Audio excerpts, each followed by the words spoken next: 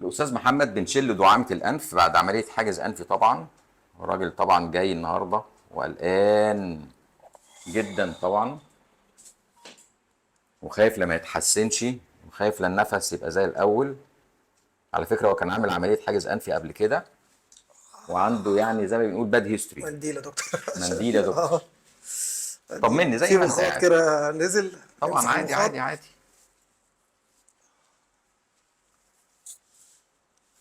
انت كنت قلقان قبل ما نشيل الدعامه صح؟ اه وقلت لي مش ايوه هتنفس ايوه وهتخنق. قول لي ايوه. الاخبار ايه؟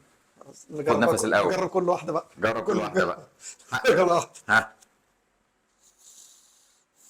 لا ما شاء الله. ها. لا ما شاء لا الله. والتانيه انت ما جربت شاء الله. لا واحده. ما الثانيه دي كانت لا مش لا عارف. جربها جربها.